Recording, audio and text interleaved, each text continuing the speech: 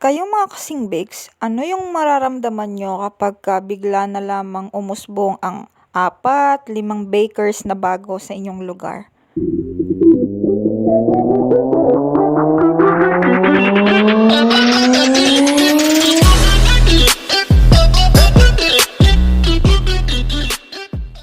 So, bago tayo mag-proceed doon sa tinanong ko sa inyo, sa intro, is papakita ko sa inyo ngayon kung paano ko ginawa itong 8x4 cake, christening cake, na order ni Ma'am Melanie para sa kanyang baby. So, supposed to be, ang usapan namin is November pa, yung kanyang christening ng baby. Pero, syempre, more practical po tayo ngayon. Nag-fiesta doon sa barangay kung saan ko to inihatid. Doon located si Ma'am Melanie. So, siguro para isang gastusan na lang at isang handaan, sinabay na nila doon yung kanilang pagbibinyag ng baby. So, maraming salamat po, Ma'am Melanie, and sana po patuloy kayong sa akin umorder para sa inyong baby and any occasion. Salamat po. So, tayo po ay mag-proceed doon sa tanong ko, ano nga ba mararamdaman natin kapag marami tayong kakompetensya pagdating sa ating business, no?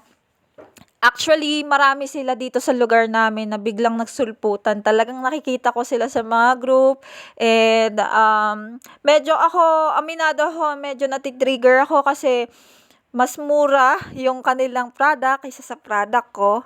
Pero since ako nga medyo matagal na pagdating sa pagpapa-order ng cake, stick tayo kung ano yung rules ko and prices ko. And actually, yung prices ko na nakalagay pa sa pin post dito sa page ko is ano pa yan, since 2022. Nagtaas na ang asukal, ang itlog at ang harina, ang ibang ingredients, pero hindi talaga ako pa nagtataas. Actually, ngayong bare months, meron pa akong promo which is talagang binagsak presyo ko yung mga item na meron ako at nagagawa ko pagdating sa pagbe-bake. So, yun lang mga kasing bakes, no? Ako, hindi naman ako, yung sobrang trigger, hindi naman. Pero, syempre, napapaisip tayo kasi alam naman natin ang mindset ng tao kung saan mura, doon sila. Pero hindi ko naman sinasabi na hindi masarap yung cake nila kasi syempre ako kasi nagsimula din ako sa katulad nila. No, and ako kung ano yung mai-help ko para sa mga bagong baker na nagsisimula pa lang, like kung ano yung magandang gamiting ingredients or gamit na quality, ganyan. So, sumasagot po talaga ako sa mga questions sa akin, yung mga nagpapa-help pagdating sa ganito, sa ganyan, sa pagbe-bake.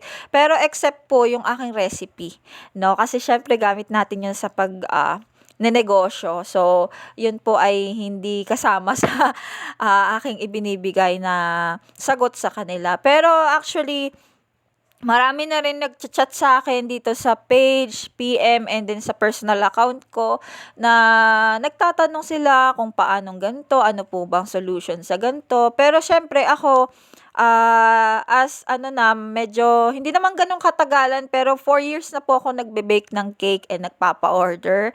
And syempre, ako wala naman akong inaral pagdating sa culinary and pastries. Talagang ang pinaka-workshop ko lang is itong EMF and EMP, no? And then yung mga demos na napapanood natin pag may mga event like expo, yan. So, yun lang.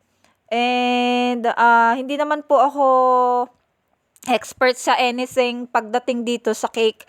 So, yun. Kung ano lang po yung based on my experience, yun yung sineshare ko sa kanila. And hindi naman po ako madamot pagdating sa kaalaman na experience ko rin. So, yun. And, thankful din ako sa mga influencer na talagang ina-encourage din ako pagdating sa business, no? So, yun. Siguro, ayun, merong mga nagcha-chat sa akin at meron nakakarating sa akin na medyo ano sila kasi nakakasama ko na yung mga sikat na baker vlogger. Pero siguro yun yung advantage ko. Pero hindi ko siya tinitreat na as yabangan ko sila or hindi. Always be humble, no? Kasi lahat tayo nagsimula sa umpisa na walang kaalam-alam sa mga bagay-bagay. So, yun nga. And, yun, medyo natitrigger lang ako pagdating sa pricing, pero go tayo kasi sabi nga ni Ate RA, hindi mo sila market kapag doon sila nag-base sa quality, sa quantity na meron yung cake mo. So, yun. And stick pa rin po talaga ako sa prices ko. So, yun. And, nakakatuwa lang din kasi syempre, as a baker and meron na tayong nalalaman pagdating sa mga ganyan is nakakatuwa dahil meron na din silang business na katulad ko na kahit nasa bahay lang is nakakatulong sa mga gastusin nila araw-araw. So, yun lang mga kasing bakes, no?